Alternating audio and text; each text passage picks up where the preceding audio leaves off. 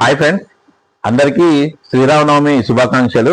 అయితే ఈరోజు మన పెద్ద గ్లింప్స్ అయితే రిలీజ్ అవడం జరిగిందనమాట. ఒకసారి అది చూశాక దాని గురించి మాట్లాడుకుందాం, ఓకేనా? కుస్తీ అంటే బంతితో బ్యాట్కి ఎదురెళ్ళే ఆట కాదురా, ప్రాణంతో సావుకెదురెళ్ళే ఆట.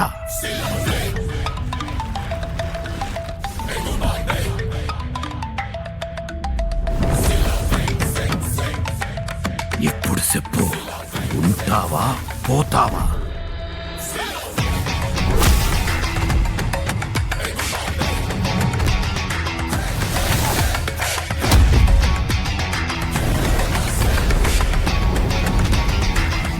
చూడు మే, ఆటే నా పొగరు.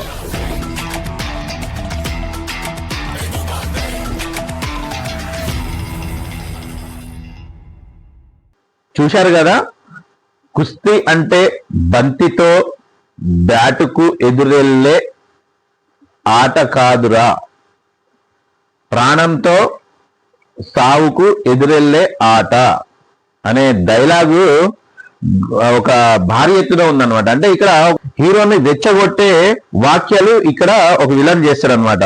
చేసినప్పుడు హీరో కుస్తీ నేర్చుకొని ఆ కుస్తీ ద్వారా వాణ్ణి ఓడించి చూడమ్మి ఆటే నా పొగరు అనేసి లాస్ట్గా అంటాడు అనమాట. అంటే విలన్ని ఓడించిన తర్వాత తన డైలాగు ఇదనమాట. అంటే సినిమా మొత్తము బ్యాట్ పరంగా అంటే క్రికెట్ నేపథ్యం కొద్దిగా ఉంది, ప్లస్ కుస్తీ కూడా ఈ సినిమాలో మనము చూడొచ్చు అనమాట. అంటే మెయిన్ బ్యాక్గ్రౌండ్ కుస్తీ అనేది ఇందులో ఈ సినిమాలో మనకు కనబడుతుంది. 27 మార్చి రామ్ చరణ్ బర్త్డే, అదే విధంగా ఈరోజు శ్రీరామనవమి కూడా కలిసి రావడము, అందులో హనుమంతునికి వీరాభిమాని వీర భక్తులైనటువంటి చిరంజీవి ఫ్యామిలీ రామ్ చరణ్ ఉండడం వలన ఈరోజు గ్లిమ్స్ అయితే విడుదల చేయడం జరిగిందనమాట.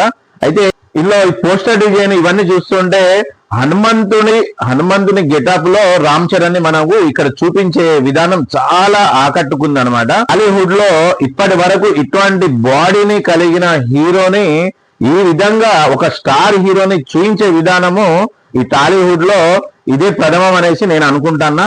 ఎందుకంటే ఇప్పటి వరకు మనము బాలీవుడ్ లో అక్కడ చూసి ఉంటాము ఇలాంటి బాడీ ఇలాంటి ఇది, అది మన తెలుగు టాలీవుడ్ లో కూడా మన రామ్ చరణ్ ద్వారా చూయించారు. మళ్ళీ పౌరాణిక చిత్రాల్లో రామ్ చరణ్ హనుమంతుని పాత్రకు ఎక్సలెంట్ సూట్ అవుతాడు అనేసి ఈ వీడియో ద్వారా కూడా మనకు తెలిసి వస్తుంది. ఇంకొక ఇది సినిమా ఇప్పటి వరకు మనం ఏమనుకున్నాం, చాలా మంది ఏమనుకున్నారంటే ఒక క్రికెట్ సంబంధించిన సినిమా కావచ్చు అనేసి అనుకున్నారు. తర్వాత రారా రారా అనేసి మొన్న ఒక సాంగ్ కూడా వచ్చింది, అది మోటివేషన్ సాంగ్. అంటే ఆ సాంగ్ ద్వారా ఏంటంటే హీనమైన ప్రజల్ని బలవంతులుగా తీర్చిదిద్దేటువంటి సాంగ్ ను ఆ పాటలో అయితే మోటివేషన్ ద్వారా చూయించారు.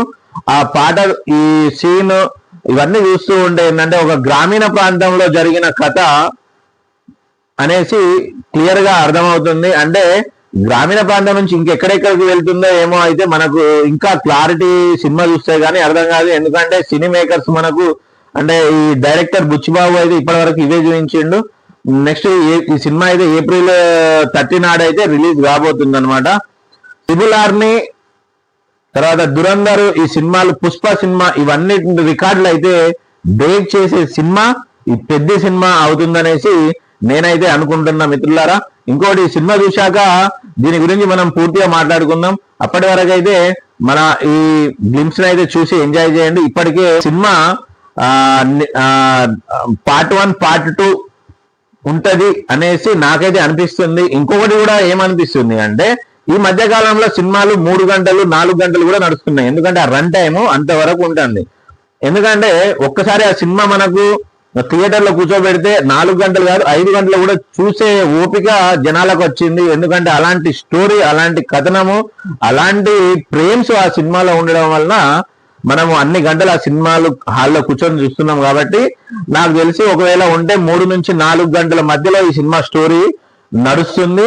లేదు అంటే పార్ట్ 1 పార్ట్ 2 ఉండే అవకాశం అయితే ఉంటుంది, ఓకేనా?